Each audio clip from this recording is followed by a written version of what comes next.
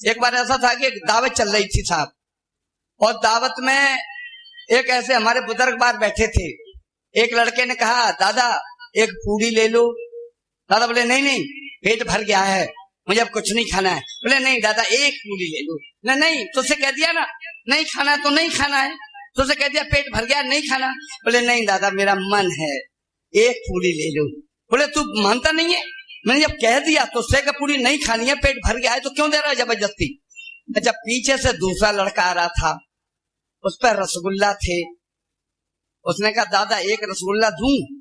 पूछता क्या है, रख दे। दादा ने एक रसगुल्ला खा लिया। बोले दूसरा और दूं?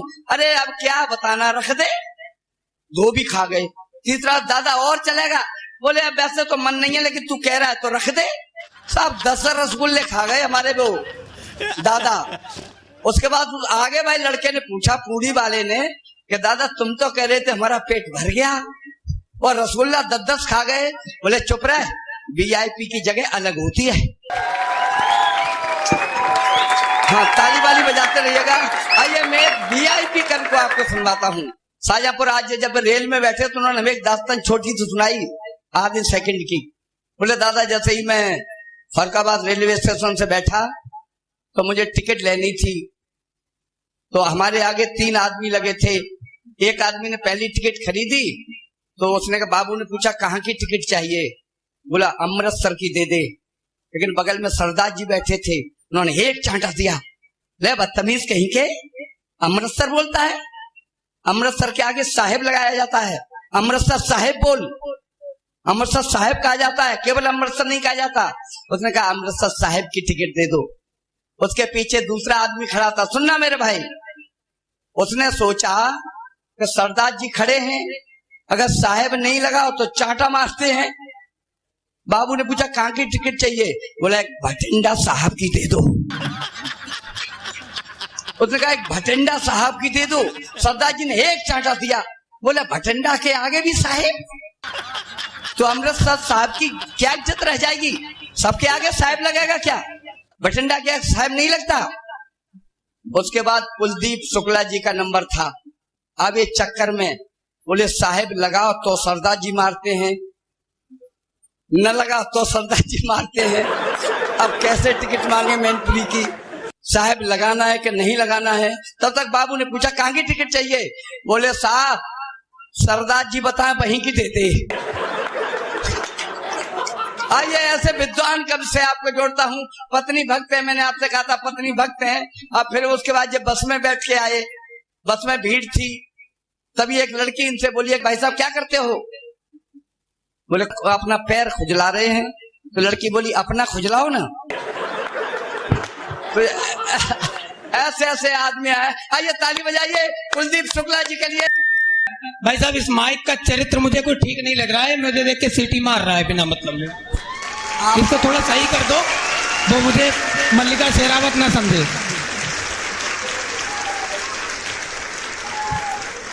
ये हास्य वाले कभी होते ही ऐसे हैं, कहीं ना कहीं से इनका लूज पुर्जा मिलता ही है। कविता सिर्फ 2 पर ही पढ़ता हूँ, या तो पत्नी पे पढ़ता हूँ या नेता पे पढ़ता हूँ, और 2 के दोनों विषय भाई साहब खतरनाक है। नेता पर अगर कविता पढ़ो उसके मन की ना हो तो अभी देखो नेताजी उठ के चले गए। नेताजी एक भाषण दे रहे थे भाई साहब, झूठ बोलने की आदत। बोले मेरे पीछे ईडी लगा रखा है सरकार ने, सीबीआई लगा रखा है, लेकिन मैं किसी से नहीं डरता हूं, मैं शेर का बेटा हूं।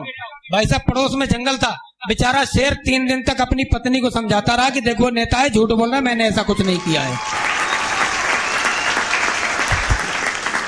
और अगर ज्यादा ही खिलाफ हो गया तो या तो विपक्ष का होगा तो गुंडों से कुटवाएगा, और सत्ता पक्ष का हुआ तो पुलिस से कुटवाएगा।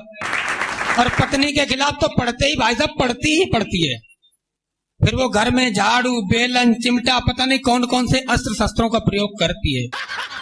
और हमारे ऊपर कितने अस्त्रों शस्त्रों का प्रयोग हुआ है ये आप हमारी चेचिस देखकर अंदाजा लगा सकते हैं। ज्यादा बताने की कोई जरूरत नहीं। लेकिन दादा अभी आपने कहा था कि पत्नी सम्मान नहीं करती, ये बात सच है। हमारी पत्नी हमारा बिल्कुल सम्मान नहीं करती। उससे ज्यादा सम्मान भाई साहब हमारा कपड़े करते हैं। अलमारी खोलता हूँ 3-4 पैरों पे जरूर गिर पड़ते हैं। अब पैरों पे गिरने से ज्यादा सम्मान कोई क्या करेगा। शादीशुदा लोगों को ये दस्तूर मजबूरन निभाना पड़ता है। और भाई साहब घरवाली भी किसी त्योहार से कम नहीं, हर तीसरे दिन मनाना पड़ता है।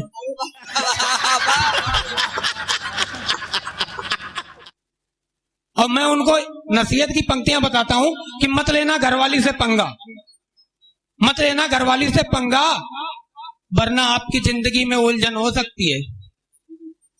मत लेना घरवाली से पंगा, आपकी जिंदगी में उलझन हो सकती है। अरे वो तो पुरवाई का मस्त झोंका है, आपके ही नस नस में टूटन हो सकती है। वो तो पुरवाई का मस्त झोंका है, आपके ही नस नस में टूटन हो सकती है। और किसी के मोटी ताजी देह को देखकर कोई फैसला मत कर लेना साहब, ये घरवाली की कुटाई के बाद वाली सूजन हो सकती है। अच्छा, हमारा हल्का शरीर है दादा, हमारा हल्का शरीर है। अब दादा टिप्पणी करते हैं पत्नी रोजगारी भरती है, ये बड़े अच्छा शरीर है भाई साहब, कहीं भी भागते दौड़ते चले जाओ। लेकिन कहीं कहीं पर प्रॉब्लम ये भी देता है कि हल्की छरहरी काया होना, हल्की छरहरी काया होना वैसे तो नियामत बहुत बड़ी है। हल्की छरहरी काया होना वैसे तो नियामत बहुत बड़ी है, और खुद के साथ साथ अगर घरवाली की भी हो तो समझ लो किस्मत आपके साथ खड़ी है। खुद के साथ साथ अगर घरवाली की भी हो तो किस्मत आपके साथ खड़ी है। और अगर कहीं घरवाली मिल गई मेरी तरह भारी भरकम, तो दादा मुसीबत का और छोर नहीं, साथ में खड़े हो तो ऐसा लगता है अवैध निर्माण के पास नगर निगम की जेसीबी खड़ी है। अच्छा, कुछ लोग ये भी होते हैं कि पत्नी अगर बेमेल मिल गई तो भगवान से शिकायत करने लगे। अरे भगवान तो सब कुछ देता ही है, कि मत उठा भगवान पर उंगली, मत उठा भगवान पर उंगली, क्योंकि वो सिर्फ देता है। भगवान ने आज तक आपसे कुछ लिया है? नहीं लिया होगा भाई साहब, आपको जो कुछ दिया है दिया होगा। कि मत उठा भगवान पर उंगली, क्योंकि वो सिर्फ देता है। फर्क इतना है दोस्त कि अपनी खुशी या नाखुशी का अंतर अपनी देनदारी में कर देता है। भगवान जिससे खुश होता है उन्हें विद्या, ज्ञान और सुमति जैसी चीजें देता है। भगवान जिनसे खुश होता है उन्हें विद्या, ज्ञान और सुमति देता है, मगर जिनसे नाखुश होता है उन्हें सर्वप्रथम श्रीमती देता है। अच्छा, हमने भी एक बार भगवान जी से पूछा, हमने भगवान जी से कहा कि हमने कहा हे प्रभु, ये कैसा आइडिया आपको आया है? हे प्रभु, ये कैसा आइडिया आपको आया है? आपने लड़कियों को इतना अच्छा और बीवियों को इतना भयंकर बनाया है। लड़कियों को इतना अच्छा और बीवियों को इतना भयंकर बनाया है। भगवान बोले अपनी चोंच बंद करो और अपनी करनी का फल भुगतो। अपनी चोंच बंद करो और अपनी करनी का फल भुगतो। मैंने यहाँ सिर्फ लड़कियां बनाई थी, वहां बीवियां तो उन्हें तुम्ही ने बनाया है। पीछे अभी दादा, अभी पिछली बार कभी सम्मेलन में आया था, माता जी बैठी थी, माताएं अभी ताली नहीं बजा रही हैं। मुझे बात याद आ गई कि एक माता जी से मैंने पूछा, माता ताली क्यों नहीं बजा रही हो? बिटिया भी साथ में बैठी हुई थी। बोली हम थोड़ा दिमाग अभी हमारा ठीक नहीं है। मैंने कहा क्यों? बोले बिटिया की शादी नहीं हो रही है, बिटिया 16 सोमवार व्रत रख रही है और फिर भी बिटिया की शादी नहीं हो रही है। दिन भर फेसबुक व्हाट्सएप में लगी रहती है और शादी कहीं का ठिकाना नहीं है। दिन भर व्रत करती है और फेसबुक व्हाट्सएप चलाती है। मैंने कहा माता जी वो 16 सोमवार व्रत तो कर रही है, बढ़िया बात है। बोले उतने इतने पर तो भगवान शिव को उसका शादी करवा देना चाहिए, उसे पति मिल जाना चाहिए। मैंने कहा हो सकता है माता जी, जिस लड़के को चुन रहा है वो मंगलवार का व्रत रह रहा हो और बजरंगबली उसे हर मुसीबत से बचा रहे हो। मेरी कविता को सुन ताली ना बजाएंगे वो धोखा जिंदगी का सबसे ही बड़ा पाएंगे, और अगला जन्म उन्हें मिलेगा वही है जो कि घर घर द्वारे द्वारे तालियां बजाएंगे। और कविता को बीच में ही छोड़ के जो घर जाएं उनके तो समझो करम फूट जाएंगे, और चौखट के अंदर जो कदम रखेंगे ती हुई घर में घुसा हुआ पड़ोसी को वो पाएंगे। शराब बहुत मुश्किल लग जाए किसको हमें पता नहीं है। और पीछे हम देख रहे हैं कुछ लड़के अभी भी फोन में लगे हुए हैं, व्हाट्सएप फेसबुक चला रहे हैं। हाँ, सब समझ रहे हैं तुम क्या कह रहे हो तुम। हाँ, बोलते रहो। लेकिन थोड़ी देर के लिए फेसबुक व्हाट्सएप छोड़ दो, वरना परिणाम आपका क्या होगा कि कुंवारे यदि कविता पे ताली ना बजाएंगे तो बड़ा ही विकट परिणाम वो भी पाएंगे। कुंवारे यदि कविता पे ताली ना बजाएंगे तो बड़ा ही विकट परिणाम वो भी पाएंगे। और गर्लफ्रेंड आज तक कोई भी मिली है नहीं, दूसरे की देख देख सिर्फ ललचाएंगे। और गर्लफ्रेंड जिनकी है उनकी दशा भी सुनो, बात किसी और से रिचार्ज ये कराएंगे। और सिनेमा और मॉल पार्क घूमने जो जाएंगे तो गर्लफ्रेंड दूसरे के संग बैठी पाएंगे। अच्छा, हमारी पत्नी ने दादा एक बार हमसे कहा कि दुनिया भर में कवि सम्मेलन में पूरे देश में घूमते रहते हो, हमारे ऊपर कभी कुछ नहीं लिखते हो। हमने कहा तुम्हारे ही ऊपर कविता लिख दे। भाई साहब पहले बता देता हूं कि पत्नी हमारी थोड़ी भारी भरकम है, तो हमने उनके ऊपर 4 पंक्तियां लिख दी। लेकिन यकीन मानिए 4 पंक्तियों का असर यह हुआ कि 4 दिन तक ढाबे पर खाना खाना है, घर पे नहीं मिला।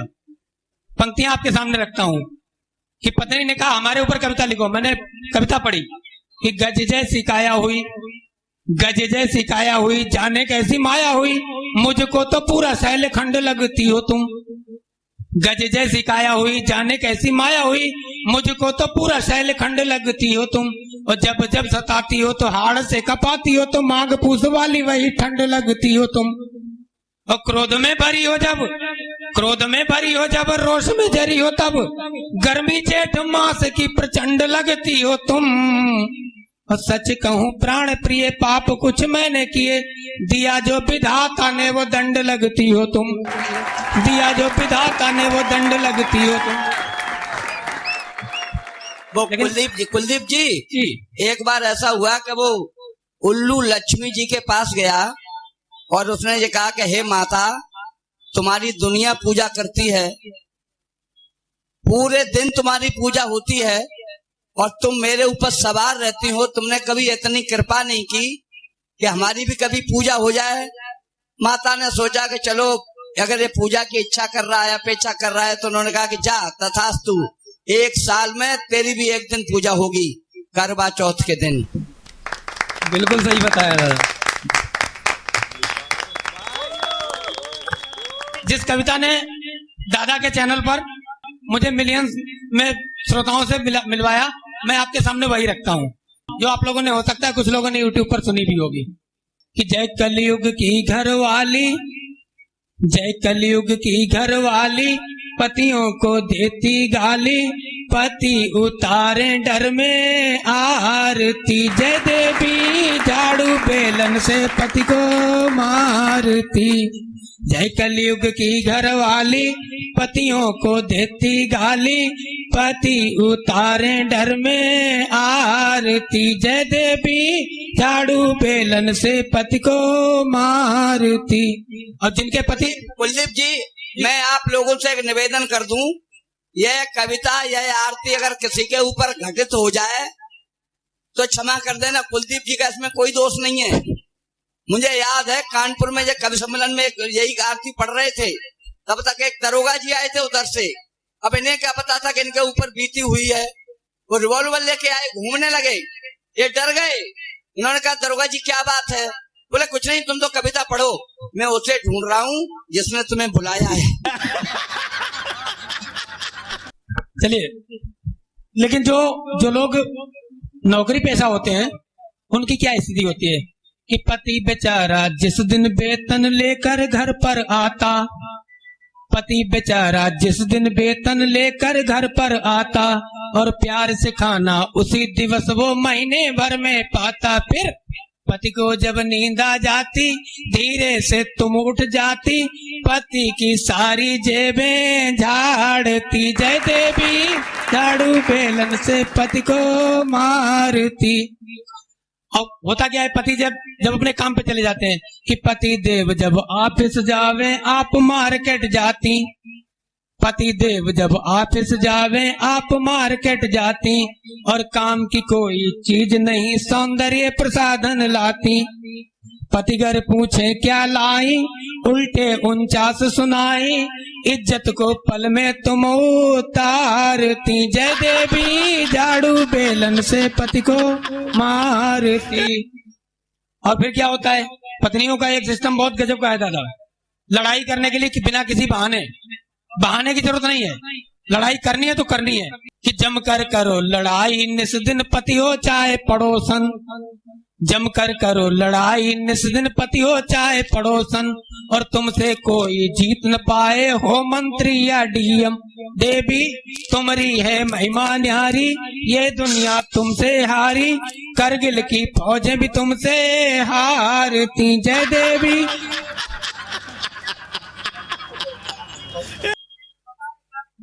देखो अब आप खुद अंदाजा कर सकते हैं कि दादा को कहां तक लगी है आरती कि जमकर करो लड़ाई निस दिन पति हो चाहे पड़ोसन, और तुमसे कोई जीत न पाए हो मंत्री या डीएम, देवी तुम्हारी है महिमा न्यारी, ये दुनिया तुमसे हारी, करगिल की फौजें भी तुमसे हारती, जय देवी झाड़ू बेलन से पति को मारती।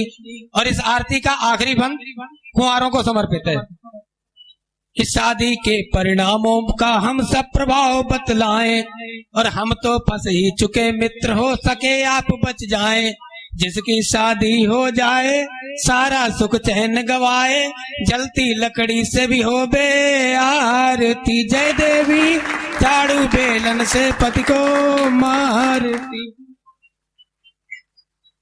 मेरा दूसरा भाग जो होता है वो नेता संबंधित होता है, तो मैं राजनीति के चरित्र की 4 पंक्तियां रखता हूं कि यहाँ अपनी लिखावट को भी खुद ही काटना होगा। राजनीति में क्या होता है कि यहाँ अपनी लिखावट को भी खुद ही काटना होगा, कि खुद की आस्तीनों को भी खुद ही छांटना होगा, और सियासत का है गलियारा यहाँ कायम नहीं कुछ भी, यहाँ खुद थूकना होगा, यहाँ खुद चाटना होगा, यहाँ खुद थूकना होगा, यहाँ खुद चाटना होगा। और बैंक की 4 लाइनें अगर आप तक पहुंच जाएं तो एक बार सम्मिलित होकर के तालियां बजा दीजिएगा कि कल शाम सभा में एक नेता गजब कर गया, कल शाम सभा में एक नेता गजब कर गया और अपनी बात को दमदार बनाने के लिए हद से गुजर गया, और बाप की कसम खाई और जनता से कर दिया झूठा वादा, बाप की कसम खाई और जनता से कर दिया झूठा वादा। मित्रों, सवेरा होने से पहले ही उसका पड़ोसी मर गया। कि हमने एक नेता को मारने का प्लान बनाया, हमने एक नेता को मारने का प्लान बनाया और उसे सोते हुए डसवाने के लिए, जागते पर तो नेता का कुछ कर ही नहीं सकते हो आप, 4 गनर रहते हैं वो टेढ़ी मेढ़ी वाली बंदूक लेके, कि हमने एक नेता को मारने का प्लान बनाया और उसे सोते हुए डसवाने के लिए कोबरा नाग मंगाया। मगर जब मौके पर पहुंचे तो कोबरा नाग भी डर गया और नेता को काटने की बात से साफ मुकर गया। मैंने कहा, क्यों बना बनाया प्लान चौपट कर रहा है, और जब इंसान को डसना तेरी फितरत है फिर एक इंसान को डसने से क्यों डर रहा है। सांप बोला, अबे अपनी बकवास बंद कर, एकदम जायज मेरा डर है, मेरे तो सिर्फ फन में जहर है, इसके तो हर फन में जहर है, इसके तो हर फन में जहर। बहुत बहुत धन्यवाद।